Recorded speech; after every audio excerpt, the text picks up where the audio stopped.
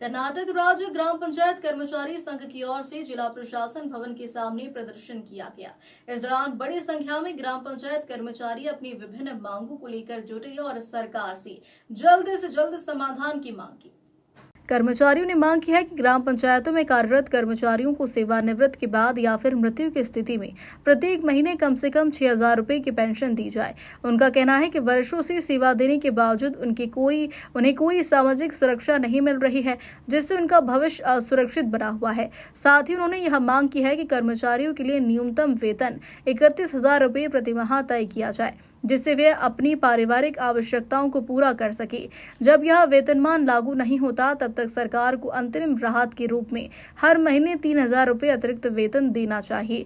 प्रदर्शनकारियों ने चेतावनी दी है कि यदि सरकार ने जल्द ही उनकी मांगों पर ठोस निर्णय नहीं लिया तो राज्य भर में आंदोलन को और तेज किया जाएगा। कर्नाटक राज्य ग्राम पंचायती नौकरರ ಸಂಘ ರಾಜ್ಯ ಸಮಿತಿಯ ತೀರ್ಮಾನದಂತೆ ಕರ್ನಾಟಕ ರಾಜ್ಯದಲ್ಲಿ ಎಲ್ಲ ಜಿಲ್ಲಾ ಕೇಂದ್ರಗಳಲ್ಲಿ ಜಿಲ್ಲಾ ಕಾರ್ಮಿಕ ಅಧಿಕಾರಿಗಳ ಕಚೇರಿ ಮುಂದಗಡೆ ಪ್ರತಿಭಟನೆ ಮಾಡಬೇಕು ಅಂತ ಹೇಳಿ. ಕಾರಣ ಏನು ಅಂತ ಹೇಳಿದ್ರೆ, ನಮ್ಮ ಕನಿಷ್ಠ ವೇತನ ಪ್ರತಿ 5 ವರ್ಷಕ್ಕೊಮ್ಮೆ ಪರಿಷ್ಕರಣೆ ಮಾಡಬೇಕು ಅಂತ ಹೇಳಿ ಕಾನೂನಲ್ಲಿದೆ.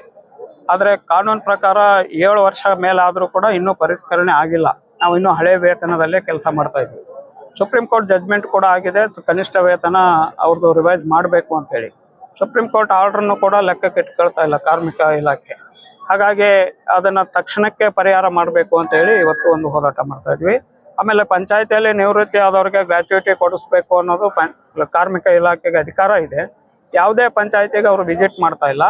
ಪಂಚಾಯತಿ ವಿಸಿಟ್ ಮಾಡಿ ನೀವು ಎಲ್ಲೆಲ್ಲಿ ನಿವೃತ್ತಿ ಆಗಿದಾರೋ ಅವರಿಗೆ ಗ್ರಾಚ್ಯುಯಿಟಿ ಕೊಡಿಸ್ಬೇಕು ಅನ್ನೋದು. ಮತ್ತೆ ಕೆಲವು ಗ್ರಾಮ ಪಂಚಾಯತಿಗಳಲ್ಲಿ ಕನಿಷ್ಠ ವೇತನ ಕೊಡ್ತಾ ಇಲ್ಲ.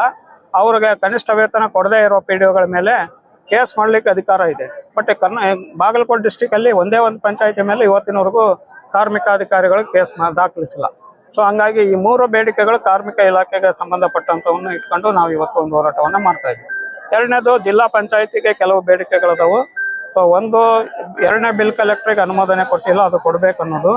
ಮತ್ತೆ ನಮಗೆ ಏನು ರಜಾ ಕೊಡ್ತಾ ಇದ್ದಾರೆ ಸರ್ಕಾರ 15 ದಿವಸ EL ಅಂತೇಳಿ, ಅದನ್ನ ಗಳಿಕೆ ರಜಾ ಅಂತ ಹೇಳಿ ಪರಿವರ್ತನೆ ಮಾಡಿ ಕ್ಯಾಶ್ ಕೊಡಬೇಕು ಅಂತ ಆಗಿದೆ. ಬೇರೆ ಬೇರೆ ಜಿಲ್ಲೆಯಲ್ಲಿ ಈಗಾಗಲೇ ಆದೇಶಗಳು ಮಾಡಿದ್ದಾರೆ. ಈ ಜಿಲ್ಲೆಯಲ್ಲಿ ಇನ್ನೂ ಆದೇಶನೂ ಆಗಿಲ್ಲ, ಅದು ಹಣನೂ ನಮಗೆ ಬಂದಿಲ್ಲ. ಬೇರೆ ಜಿಲ್ಲೆಯಲ್ಲಿ ಈಗಾಗಲೇ ಹಣ ತಗೊಂಡು ಆಗಿದೆ ನಮ್ಮ ನೌಕರರು. ಸೊ ಇಲ್ಲಿ ಅದನ್ನ ಜಾರಿ ಮಾಡಬೇಕು ಅಂತೇಳಿ ಸರ್ಕಾರದ ಹಂತದಲ್ಲಿ ಕೆಲವು 21 ಬೇಡಿಕೆಗಳದಾವು, ಅವುಗಳನ್ನ ಪರಿಹಾರ ಮಾಡಬೇಕು ಅಂತೇಳಿ ಸರ್ಕಾರಕ್ಕೆ ನೀವು ಪತ್ರ ಕೊಡಬೇಕು ಅಂತ ಹೇಳಿದ್ವಿ. ಸೊ ಸರ್ಕಾರದ ಗಮನಕ್ಕೆ ತರಬೇಕು ಅಂತ ಹೇಳಿದ್ವಿ. ಆ ಎಲ್ಲ ಬೇಡಿಕೆಗಳನ್ನು ಇಟ್ಕೊಂಡು ಇವತ್ತು ಬಾಗಲಕೋಟೆ ಜಿಲ್ಲೆಯಲ್ಲಿ ಗ್ರಾಮ ಪಂಚಾಯತಿ ನೌಕರರು ಮತ್ತು ಇದರಲ್ಲಿ ಸ್ವಚ್ಛ ವಾಹಿನಿಯಲ್ಲಿ ಕೆಲಸ ಮಾಡುವಂತ ಕೆಲವು ವರ್ಕರ್ಸ್ ಕೂಡ ಬಂದಿದ್ದಾರೆ. ಹಳ್ಳಿಗಳಲ್ಲಿ ಕಸ ವಿಲೇವಾರಿ ಮಾಡ್ಲಿಕ್ಕೆ ಅವ್ರನ್ನ ನೇಮಕ ಮಾಡ್ಕೊಂಡಿದ್ದಾರೆ. ಬಟ್ ಅವರಿಗೆ ನಿರ್ದಿಷ್ಟ ಸಂಬಳ ಇಲ್ಲ, ನಿರ್ದಿಷ್ಟ ಕೆಲಸನೂ ಇಲ್ಲ.